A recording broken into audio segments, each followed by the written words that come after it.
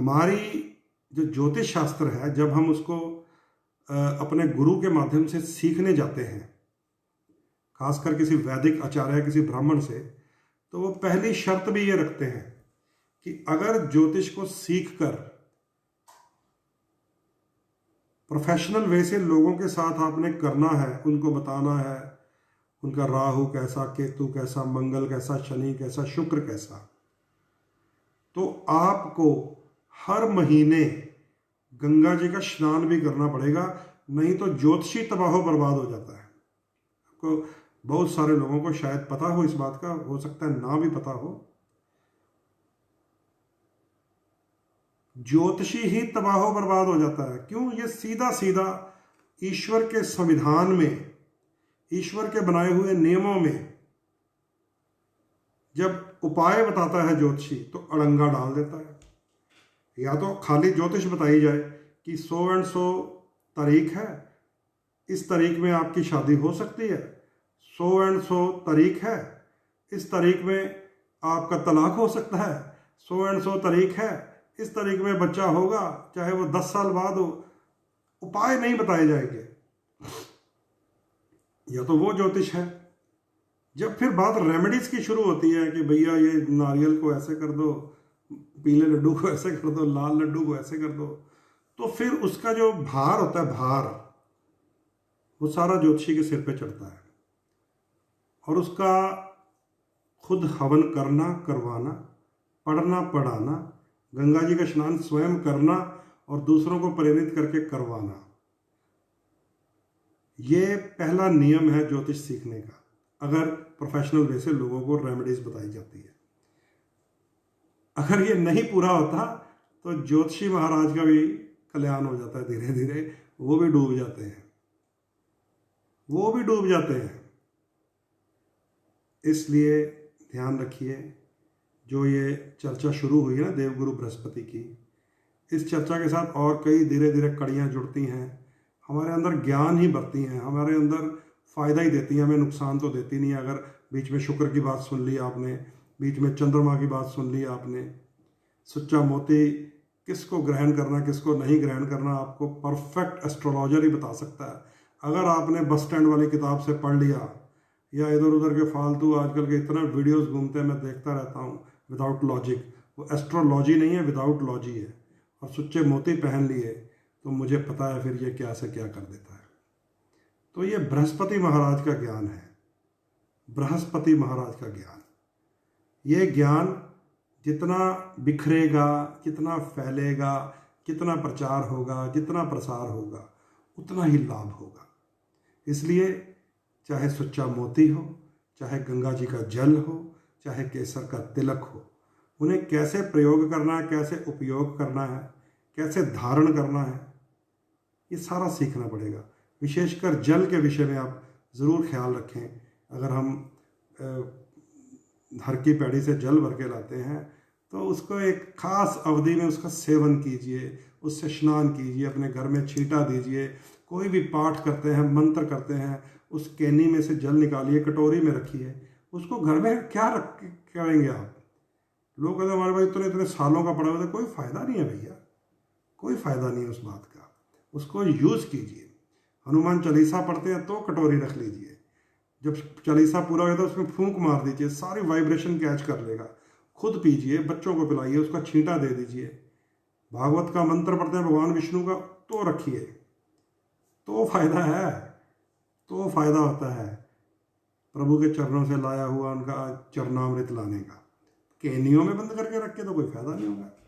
उस लाते क्यों है फिर, अगर केनी में बंद करके रखना है इतने इतने साल? इसलिए इन चीज़ों का प्रयोग भी करना पड़ता है, उपयोग भी करना पड़ता है। गलती से हम दुरुपयोग कर बैठते हैं, लाभ की जगह हानि भी मिलती है। तो ये है हमारा बृहस्पति का ज्ञान। आइए टॉपिक में वापस चलते हैं। बृहस्पति महाराज जो हैं अब मार्गी हो चुके हैं। धनु राशि में उनका अपना ही घर है, अपनी ही राशि है, लेकिन अभी पूर्ण प्रभाव में नहीं आए हैं, क्योंकि बृहस्पति के ऊपर राहु की दृष्टि है। बृहस्पति केतु के साथ हैं, गुरु चंडाल दोष में है। अभी गुरु चंडाल दोष कब टूटेगा? 23 सितंबर को। 24 सितंबर से बृहस्पति अपनी राशि में अकेले रहेंगे, तब आएंगे पूरी पावर में। उनके ऊपर राहु की पंचम सप्तम नवम दृष्टि नहीं होगी, उनके ऊपर शनि की तीसरी सातवीं 10वीं दृष्टि नहीं होगी। समझ गए बात को? जब बृहस्पति केतु से अलग हो जाएंगे तो संसार को राहत मिलेगी, क्योंकि ये जो वायरस फैली हुई है इसमें इन दोनों ग्रहों की युति का बहुत बड़ा हाथ है। 24 सितंबर से लेकर 20 नवंबर तक, ध्यान से अब नोट कर लीजिए जो आनंद ले रहे हैं ज्योतिष का, 24 सितंबर से लेकर 20 नवंबर तक 57 डेज देव गुरु बृहस्पति खजाने लुटाएंगे, खजाने, आशीर्वाद देंगे। इसको आप नोट कर लीजिए, क्योंकि गुरु चंडाल दोष टूटने लगा है। 24 सितंबर से लेकर 20 नवंबर तक लगभग 57 डेज, थोड़ा टाइम नहीं होता, 57 दिन देवगुरु बृहस्पति का आशीर्वाद मिलेगा इस संसार को। 57 दिन, चाहे हम देव लगन हैं चाहे हम दैत्य लगन हैं, देवगुरु बृहस्पति का आशीर्वाद बरसेगा। और इसी बीच 29 सितंबर को जब शनिदेव भी मार्गी हो गए तो फिर काम, कारोबार, कल कारखाने, कल पुर्जे, लोहे की मशीनें, खट खट खट खट की आवाज फिर से आएगी फैक्ट्रियों में से। तो ये समय जो है 24 सितंबर से लेकर 20 नवंबर तक 57 डेज बृहस्पति उत्तम प्रभाव देंगे, उत्तम फल देंगे। इसे आप, क्योंकि लाइव हमारा लगभग समाप्ति की ओर है, 54 मिनट्स हो गए हैं, इसे मैं आपको समझा देता हूं कि 57 दिन आपके लिए गुरु महाराज क्या संभावनाएं देंगे आपको, और प्रयास कर लीजिएगा, अपनी कुंडली में सुधार पैदा करिएगा। 57 डेज ऑफ जुपिटर अपनी ही राशि में, अपने ही घर में मजबूत, बिना किसी शत्रु ग्रह की दृष्टि से रहेंगे। जैसे जैसे डेली डिग्री वाइज ग्रोथ होती जाएगी वैसे वैसे उसकी पावर बढ़ती जानी है। तो ये मैं आपको शॉर्ट वर्ड्स में, क्योंकि अब 1 घंटा लाइव पूरा होने वाला है, शॉर्ट वर्ड्स में मैं बताने लगा हूं। इन 57 डेज में आप बहुत अधिक लाभ ले सकते हैं। पुराने जितने रोने धोने हैं इन 57 डेज में अगर सही रेमेडीज कर ली, अपनी कुंडली में सुधार कर लिया, गोचर के ग्रहों को साधने की कला जान ली, तो चाहे वीज़ा रुका हुआ हो, चाहे शादी रुकी हुई हो, चाहे संतान का काम ना बन रहा हो, चाहे पेमेंट रुकी हुई हो, कुछ भी रुका हुआ हो, वो सब हासिल किया जा सकता है। ये कुछ क्षण आते हैं, कुछ समय आते हैं, कुछ दिन ऐसे आते हैं, वो आने लगे हैं, क्योंकि इधर देवगुरु बृहस्पति अपने घर में मजबूत, उधर 29 सितंबर के बाद शनिदेव अपने घर में मजबूत। शनिदेव लगभग 12 जनवरी तक बढ़िया फल देने वाले हैं, और देवगुरु बृहस्पति 20 नवंबर के बाद अपनी नीच राशि में प्रवेश करेंगे। 20 नवंबर के बाद देवगुरु, क्योंकि अगली राशि मकर है।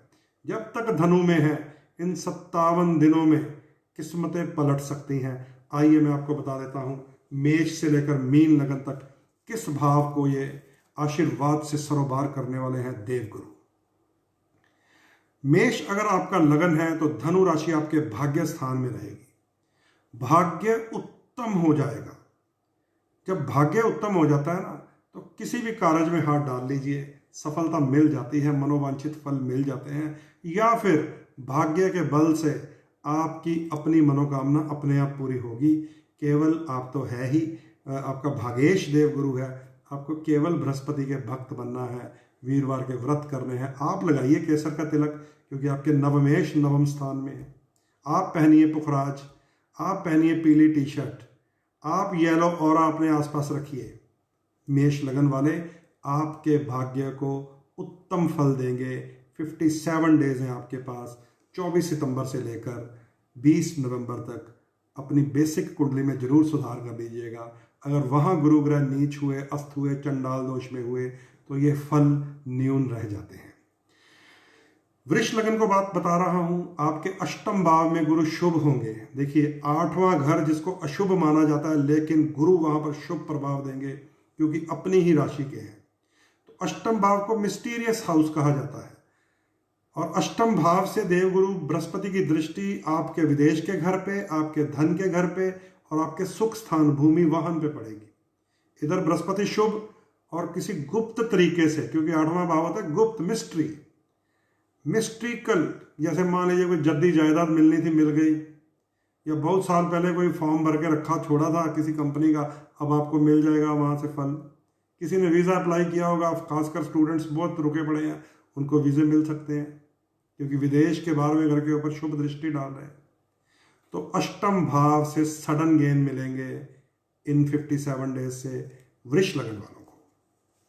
मिथुन लगन वालों के सप्तम भाव में देवगुरु बृहस्पति 57 दिन शुभ प्रभाव। सप्तम भाव होता है विवाह का, जीवन साथी का, संगनी का या संगी का, या फिर पार्टनर्स का।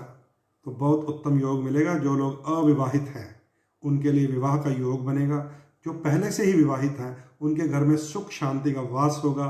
ज्वाइंट वेंचर्स बन सकते हैं, पार्टनरशिप के बिजनेस शुरू हो सकते हैं, बड़ा कोई मित्र का साथ मिल सकता है। मिथुन लगन वालों के लिए बृहस्पति आशीर्वाद लेके आएंगे। कर्क लगन वालों के लिए छठे भाव में गुरु अपनी ही राशि में।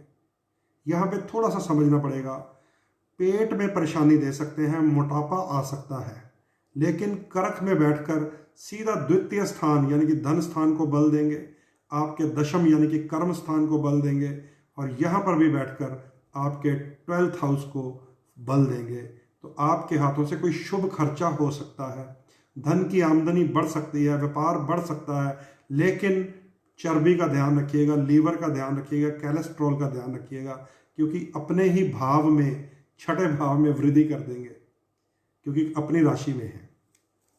हालांकि देवगुरु के बारे में यह भी कहा गया है, जिस भाव में बैठ जाते हैं उसको हिट करते हैं, जिसको देखते हैं उसका भला कर देते हैं, लेकिन वो भी राशि का खेल है।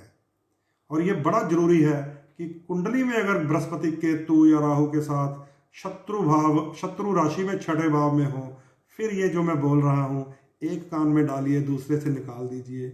जब तक उस कुंडली के छठे भाव में लगे हुए गुरु केतु, गुरु राहु का दोष नहीं निकालेंगे, तब ये चीजें आपको सामने नहीं मिलने वाली। सिंह लगन की बात करें तो पंचम भाव में बृहस्पति, पंचम भाव 57 दिन गुरु का आशीर्वाद मिलेगा। संतानधारियों के लिए संतान से शुभ संदेश, जिनको बेबी हो नहीं रहे वो प्रयास कर लें किसी ना किसी तरीके से, चाहे वो IVF टेक्निक हो, चाहे वो एस्ट्रोलॉजिकल टेक्निक हो, संतान का सुख मिलेगा। विद्यार्थियों के लिए बढ़िया। और पंचम भाव से लॉटरी का सुख भी मिलता है, यानी कि अचानक कोई पदवी मिलना, अचानक कोई ऐसी मनोवांछित फल की प्राप्ति हो जाना जो हमारे दिल में हो कि हमें मिले। तो बृहस्पति को मजबूत रखने के लिए केसर का तिलक आप लगाइए, पुखराज आप धारण कीजिए, पीपल की सेवा आप कीजिए, भगवान विष्णु को पीला वस्त्र आप चढ़ाइए। आपके लिए है ये केसर का तिलक।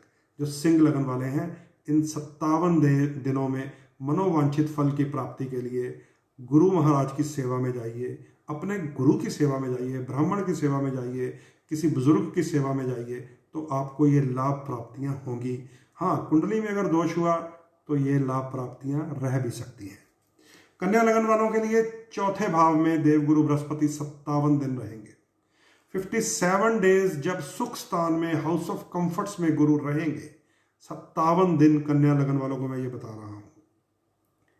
चौथे ही घर के स्वामी हैं आपके, 7वें घर के भी स्वामी हैं आपके, पति स्थान के भी स्वामी हैं और सुख स्थान के भी स्वामी हैं। कन्या लगन वालों को अपने पति का, अपनी पत्नी का, अपने जीवन साथी का, अपने पार्टनर का भी सुख मिलेगा। उनको भी कोई ना कोई संतोषजनक फल मिलेंगे, और आपके जीवन में भी कोई भूमि आएगी, कोई वाहन आएगा, कोई कंफर्ट्स आएगा, मन की शांति बढ़ेगी। जैसे ही गुरु और केतु अलग अलग होंगे, चौथा भाव आपका सुसज्जित रहेगा। 57 डेज अगर आप सही तरीके से रेमेडीज करेंगे तो आपको और भी लाभ मिल सकता है, क्योंकि ये न्यूट्रल प्लैनेट है, क्योंकि ये चौथे और 7वें घर का स्वामी है। ये 6, 8, 12 में इसकी राशि नहीं आ रही, हालांकि आप दैत्य लगन है, फिर भी आपके लिए बृहस्पति शुभ फल देंगे। रेमेडीज के ऊपर डिपेंड बहुत कुछ करेगा, क्योंकि जो दैत्य लगन वाले हैं, अगर उन्हें बृहस्पति से फल लेना है, उन्हें खूब फल मिलेगा, लेकिन रेमेडीज चाहिए होती है।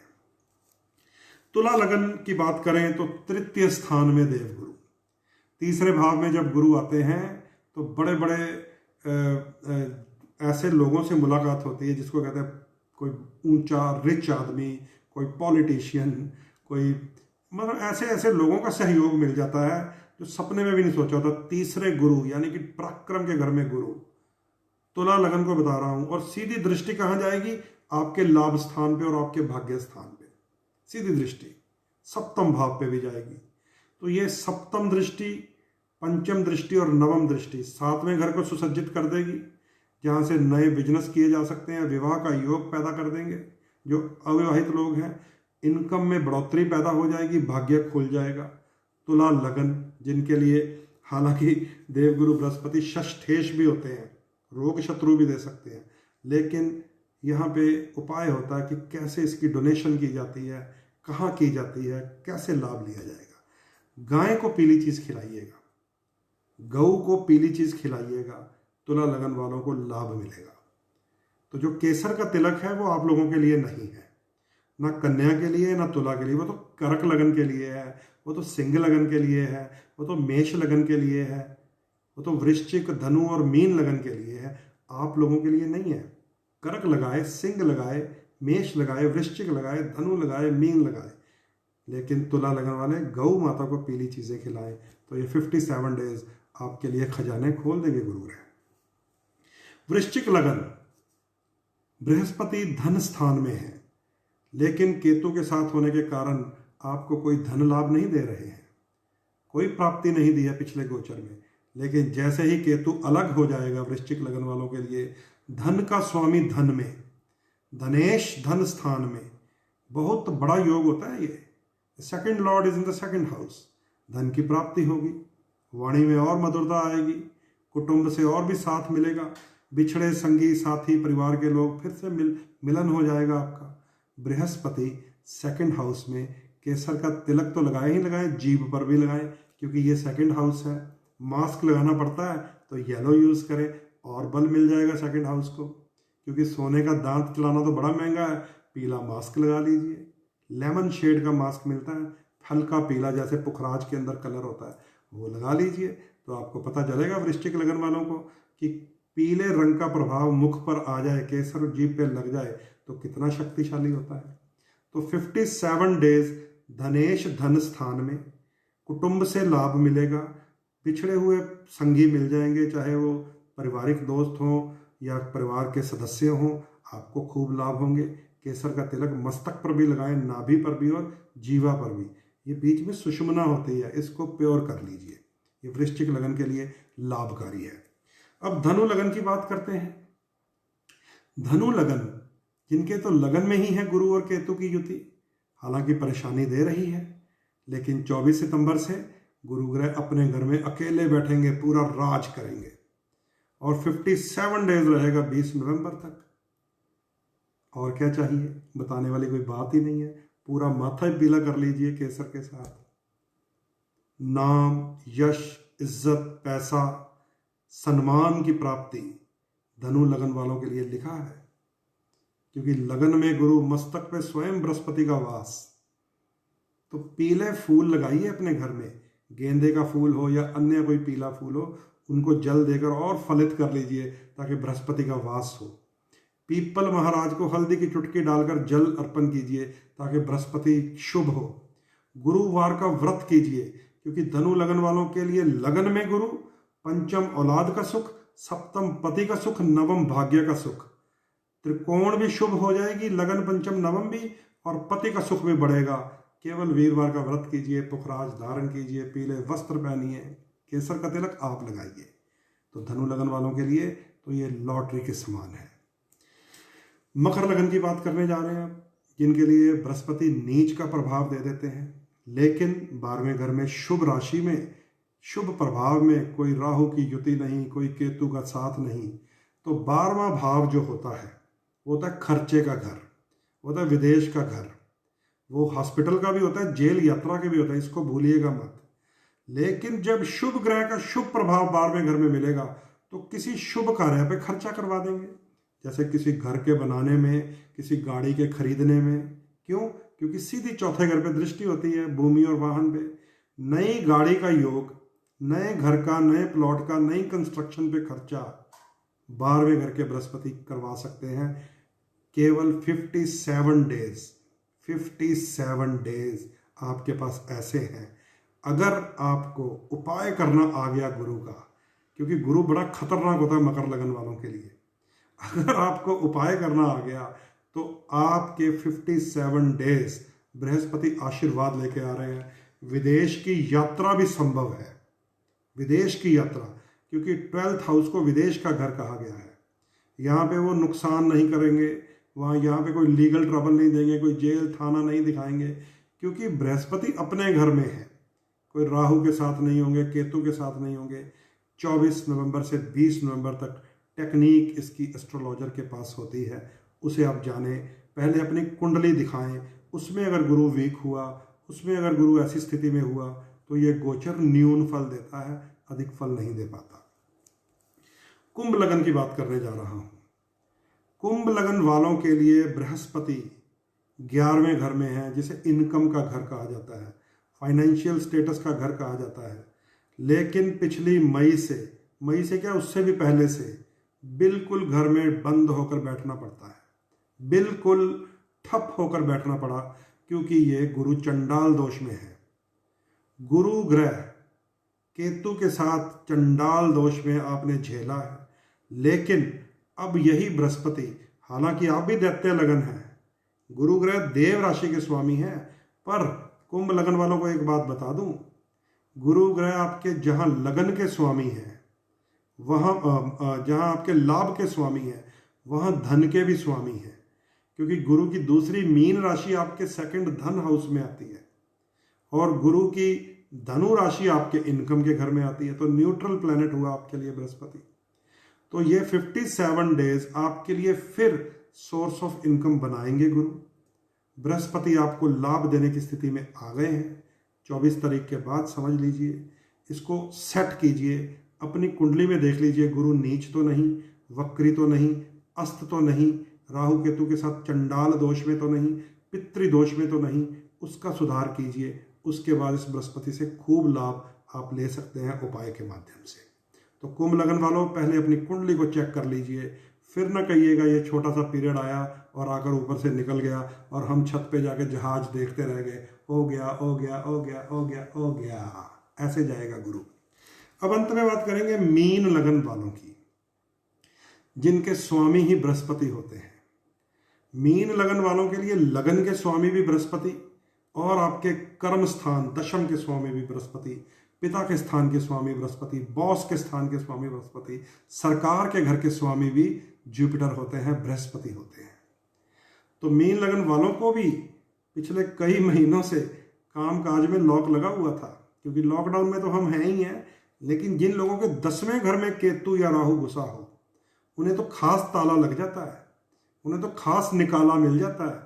क्योंकि मैं हर बार सिखाता हूँ, राहु चौथे केतु 10वें, या केतु चौथे राहु 10वें, माँ का घर और पिता का घर दूषित कर देते हैं ये ग्रह, उन्हें तो निकाला ही मिलता है, निकल भैया, अब तेरा यहाँ पे नहीं सरने वाला।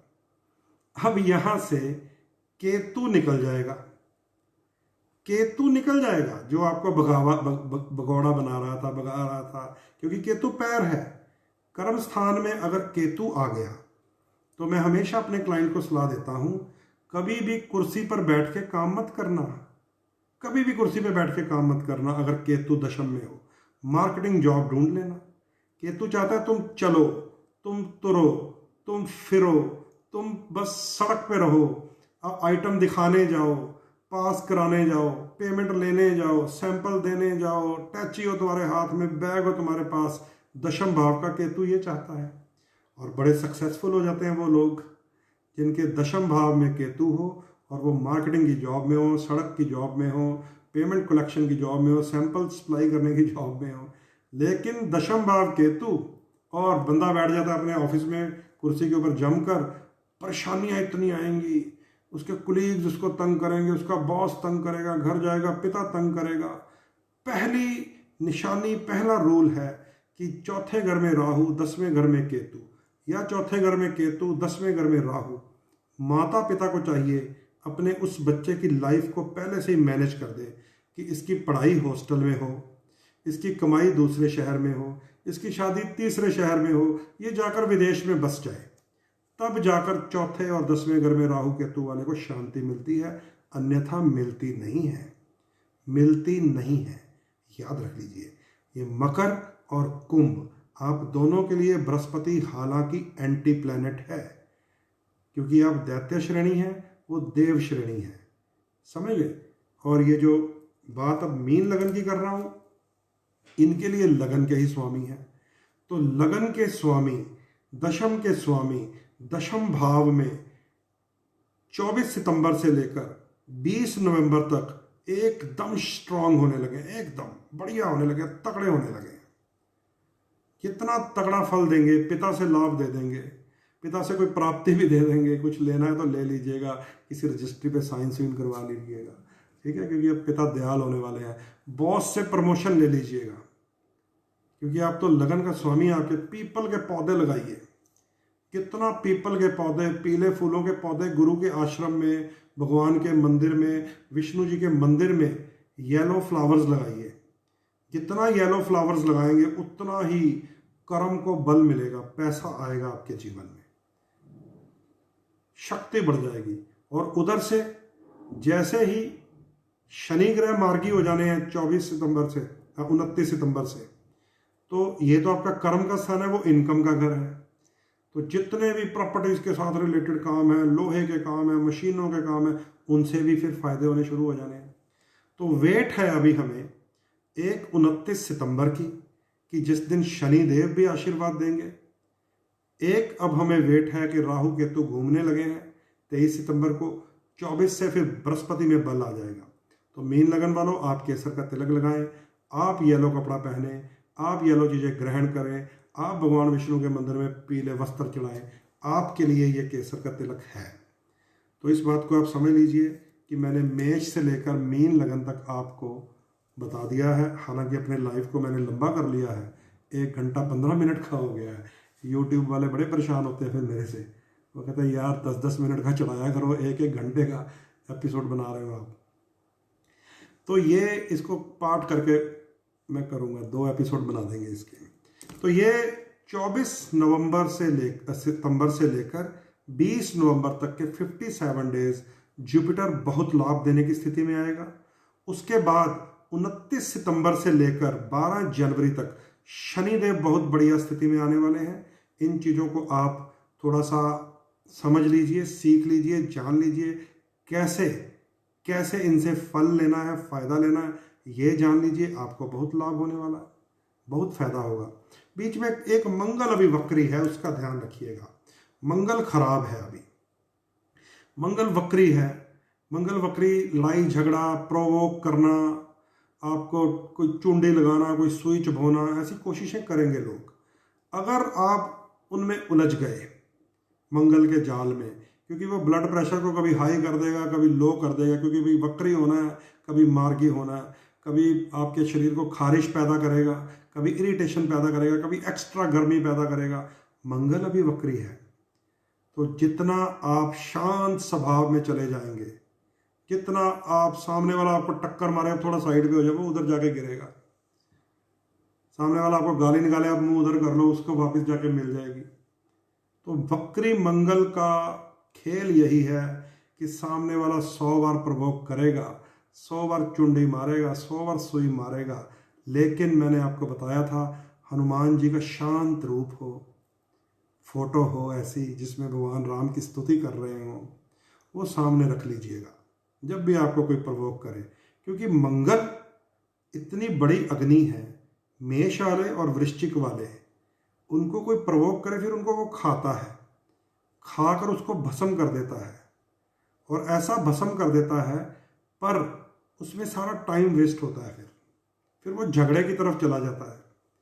ये समय अभी झगड़े वाला नहीं है, ये समय है 24 सितंबर से 20 नवंबर लाभ लेने वाला, क्योंकि गुरु ग्रह आशीर्वाद देने लगे हैं। ये समय है 29 सितंबर से लेकर 12 जनवरी तक लाभ लेने वाला, क्योंकि शनिदेव 30 वर्ष बाद अपने घर में आए हुए हैं। वक्री होने के कारण शांत थे, अब फिर से एक्टिव हो जाएंगे।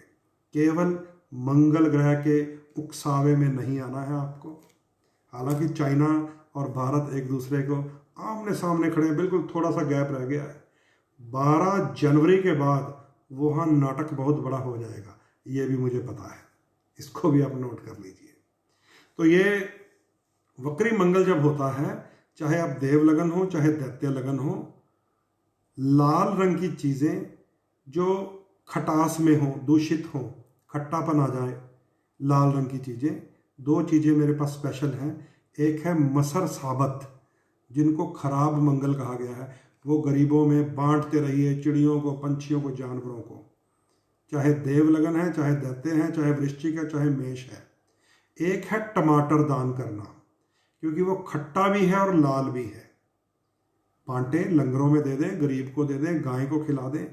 आप अपनी थ्योरी को समझते ही हैं, अब तो मैंने आपको सारा सिखा दिया है कि किसको क्या क्या करना होता है।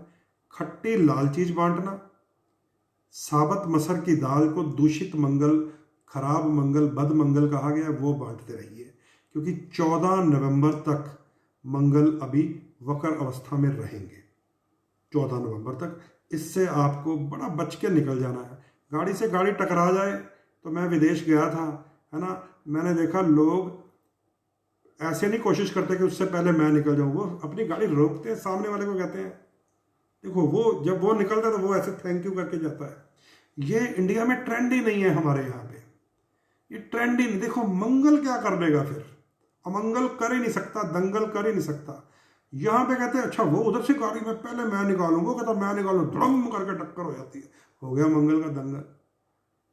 तो मैंने थोड़ा सफ़र किया है बाहर के कंट्रीज़ का, उधर से गाड़ी आ रही होती, इधर से आ रही होती, वो देख लेते वो धीमे हो जाते हैं, हमारे यहाँ तेज हो जाते हैं, वो स्लो हो जाते हैं। स्लो जो जेब्रा क्रॉसिंग तक जो पहले पहुँच गया, जो थोड़ा पीछे है वो फिर खड़ा होकर ऐसे इशारा करता है, वो सामने वाला निकल जाता है। लो वो जब जा रहा होता है उसको ऐसे नमस्ते बुला के जाता है, थैंक यू करके जाता है।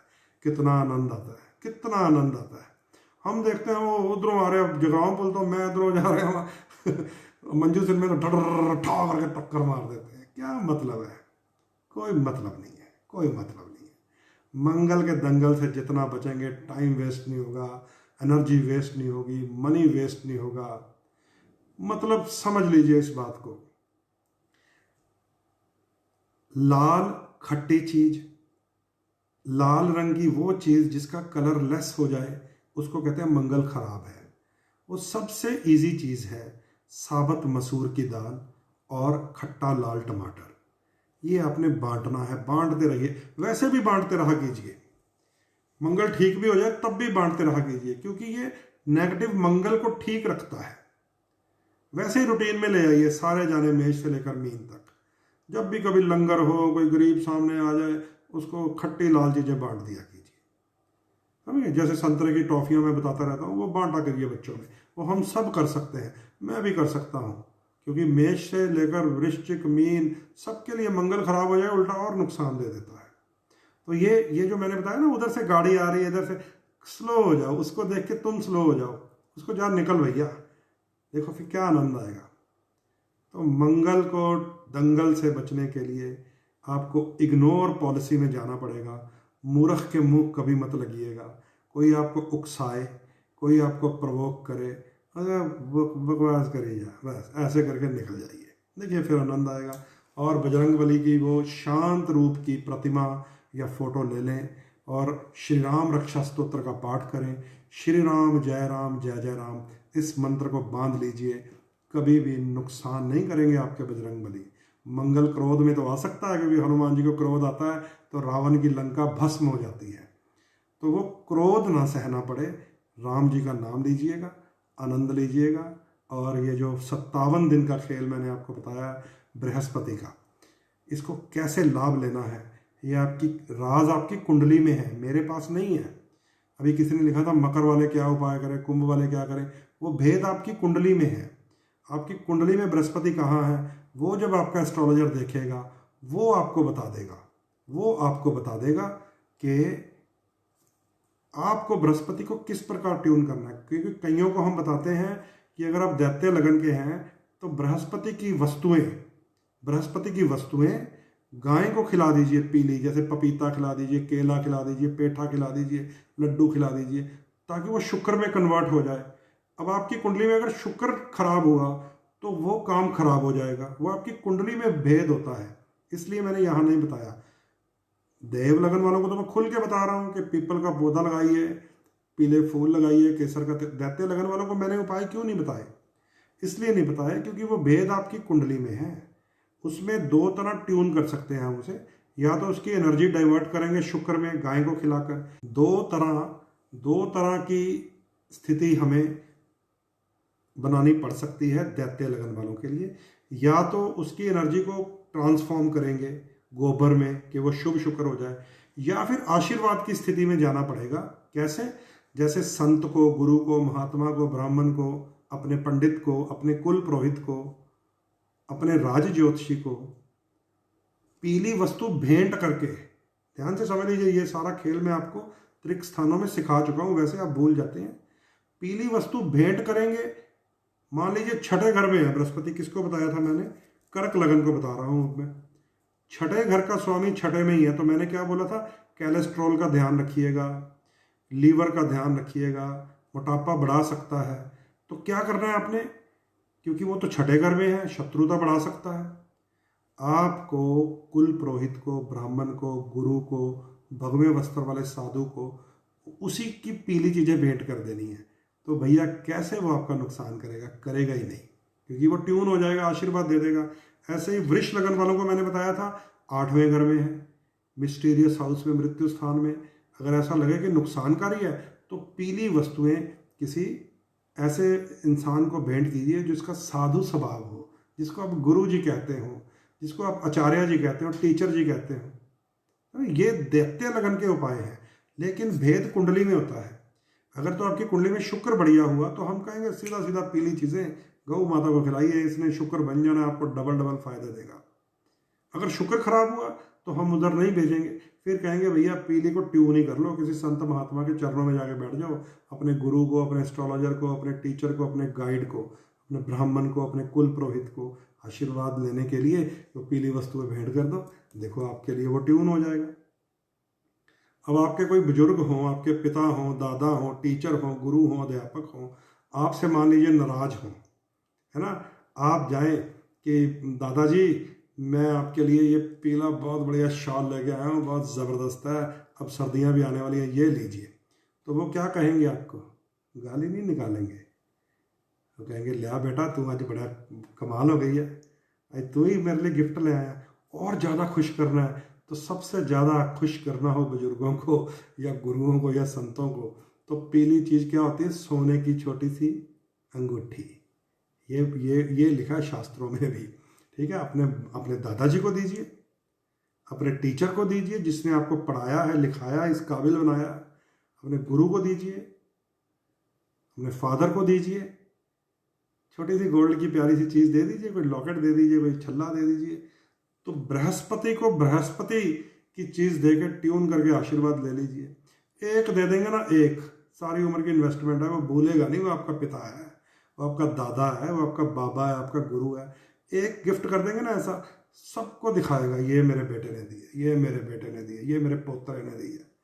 तो वो जब जब दिखाएगा, जब जब बताएगा, आशीर्वाद मिलेंगे। तो जो दैत्य लगन है उनको थोड़ा हमें टेक्निकली रेमेडीज बतानी पड़ती है, उनकी कुंडली देखकर बताई जाती है।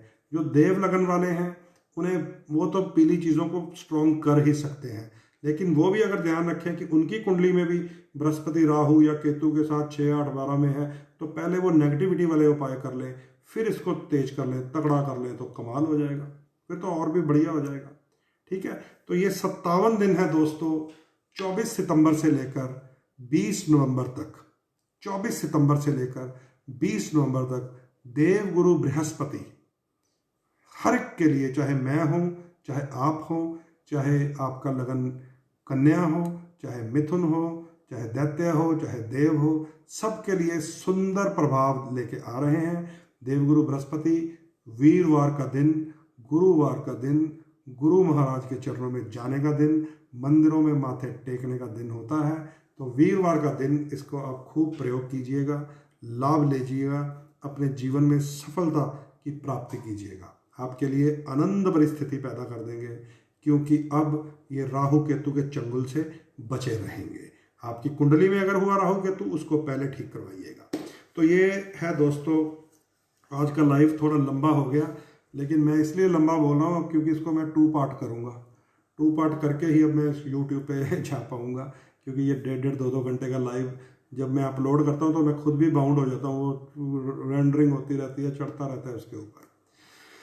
तो ये मैं समझता हूँ आपको ये जो पॉजिटिविटी क्रिएटर जुपिटर है, और या 29 सितंबर के बाद शनिदेव पॉजिटिविटी क्रिएट करेंगे, उसको भी मैं टॉपिक बनाऊंगा, आपके साथ साझा करूंगा। आज आपने ये समझ लिया है, लेकिन इसके अंदर नेगेटिविटी भी आने को है, क्योंकि 20 नवंबर के बाद गुरुदेव मकर राशि में चले जाएंगे। मकर राशि में नीच होते हैं देव गुरु बृहस्पति, वहां पर शनि भी साथ में होंगे, गुरु और शनि का मेल होना है। तो इसका फायदा भी होता है, इसको गुरु शरणम शनि भी कहते हैं। लेकिन ये गुरु शरणम नहीं होगा, क्योंकि शनि देव के घर में गुरु जा रहे हैं और वो भी नीच हो जाएंगे। उसको भी टॉपिक बताऊंगा और वो भी बताऊंगा कैसे उसको टैकल करना है हमें, जब 20 नवंबर के बाद बृहस्पति नीच की राशि में गोचर करेंगे। तो 6 अप्रैल तक नीच ही रहने हैं गुरु, उसको भी हमें मजबूत करना पड़ेगा। वो अगला एपिसोड बनाएंगे हम, ठीक है, क्योंकि वो 57 दिन के बाद की बातें हैं। पहले जो अच्छा हुआ, अच्छा होने जा रहा, अच्छा हमने समझ लिया है, अच्छे को अच्छा कीजिए और अपने जीवन में भी अच्छाई लेके आइए। केवल एक ग्रह से जूझना है हमें, खराब मंगल से। खराब मंगल का मैंने आपको, चाहे आपके पास कुंडली भी ना हो, चाहे आपको लगन भी ना पता हो, राशि भी ना पता हो, हमें तो पता है ना मंगल गोचर में वक्री है 14 नवंबर तक। साबुत मसूर की दाल दान कीजिए, खट्टी लाल चीज़ें बांटते रहिए, टमाटर दान करते रहिए, सारे जाने कर सकते हैं। इसमें अब ये मत सोचिएगा कि मैं खुद करता हूँ, हालांकि मूंगा मैंने पहना हुआ है। सारे जाने कर सकते हैं। वो इरिटेशन से बचाएगा, प्रोवोकेशन से बचाएगा, लड़ाई झगड़े से बचाएगा, दंगल से बचाएगा। खासकर ट्रैफिक में दंगल में मत फंसा कीजिए। थोड़ी बहुत ऐसे घिस भी गई तो क्या हो गया, गाड़ी तो लगनी होती है, इंश्योरेंस कराइए तो इंश्योरेंस से पैसा भी मिल जाता है। तो इस नेचर को हमें चेंज करना पड़ेगा, भारतीयों को विशेषकर चेंज करना पड़ेगा। ट्रैफिक में हम लड़ रहे हैं, पार्किंग के लिए हम लड़ रहे हैं, हल्का सा पुश हो जाए तो हम लड़ रहे हैं। तो ये मंगल हावी किया हुआ है हमने, उसको भी ठीक कीजिए। और अपने मस्तक पे आप कौन सा तिलक लगाते हैं, पीला लगाते हैं, अगर दैत्य लगन के हैं तो उस थ्योरी से बचिए। वो रंग बिरंगी किताबी थ्योरी है, वो बिल्कुल नुकसान देती है। अगर दैत्य लगन के हैं तो आपको ग्रीन, ब्लैक और क्रीम 3 चीज़ें सूट करनी है। इसमें अगर दैत्य लगन वालों का शनि बढ़िया हो तो हल्का सा काजल का पतला सा टीका लगाया कीजिए। एक तो सुंदर जचता बहुत है, एक आपको फायदा देगा। अगर आप थोड़ा सा रिलीजियस दिखाना चाहते हैं अपने आप को, तो सफ़ेद चंदन जो शंकर भगवान को घिसा कर लगाया जाता है, उसे शुक्र कहा जाता है। वो चंदन का पाउडर भी मिल जाता है, वो घर में लेके कटोरी में मिक्स करके रख लीजिए, उसका तिलक लगाया कीजिए। दैत्य लगन वाले, जो देव लगन वाले हैं, वो रेड भी लगा सकते हैं, येलो भी लगा सकते हैं। ये छोटी सी थ्योरी है, इसको आपको समझना है। जब आप समझ जाएंगे तो आप हर रोज़ कर सकते हैं। चाहे डोनेशन करनी हो नेगेटिव ग्रह की, तो आप हर रोज़ बांट सकते हैं खट्टी चीज़ें, लाल चीज़ें। हालांकि उसका मेन दिन तो मंगलवार होता है, मंगलवार को जरूर दान कीजिएगा मसूर साबत और खट्टी लाल चीज़ें। अदरवाइज डेली भी दान कीजिए, और जो शुभ करना है वो भी डेली कीजिए। ये तो नहीं कभी किसी को मैं कहूँगा कि केवल वीरवार को आपको केसर का तिलक लगेगा, रोज लगाइए ताकि गुरु ग्रह को आपको आशीर्वाद मिले। तो अच्छे काम रोज कीजिए, बुरी चीज का त्याग रोज कीजिए, आपको आनंद मिलेगा। इसमें दिनों में फिक्स होने वाली कोई बात ही नहीं है। तो दोस्तों, ये सारा आज का टॉपिक आपको कैसा लगा मुझे ये भी बता दीजिएगा कमेंट लाइन में। और अगर कुछ मिस हुआ हो तो आप इसको शेयर तो कर ही चुके होंगे। मैं इसको YouTube पे अब 2 पार्ट में करके अपलोड भी कर दूंगा, ताकि आपको दोबारा कभी इसको देखने का, सुनने का, समझने का चांस हो तो आप YouTube पर जाकर भी इसको देख सकते हैं। और प्रयास कीजिए, YouTube को मैंने पिछले 4-5 से 6 साल से छेड़ा नहीं है, उसमें मेरी सब्सक्रिप्शन कम है, उसमें भी मुझे सब्सक्राइब करवाइए, ठीक है। तो वहाँ पे भी अगर आप खूब सब्सक्राइब कर करके उसमें भी आप मेंबरशिप बढ़ा देंगे, जैसे फेसबुक में, 5-5 हज़ार की मेंबरशिप है, तो वहाँ पर भी आपकी अगर मेंबरशिप मिलेगी तो और भी आपके लिए फिर मैं ऐसे टॉपिक निकालता रहूँगा। अब अपने शब्दों को मैं यहीं पे अर्ध विराम देता हूँ, पूर्ण विराम नहीं, अर्ध विराम देता हूँ, ताकि कल इस अर्ध विराम, इस कॉमा से आगे चलेंगे। अब क्योंकि लगभग समय भी ज़्यादा हो गया, 11 बज गए हैं रात के, तो कल इसी अभी बृहस्पति के टॉपिक में रहेंगे।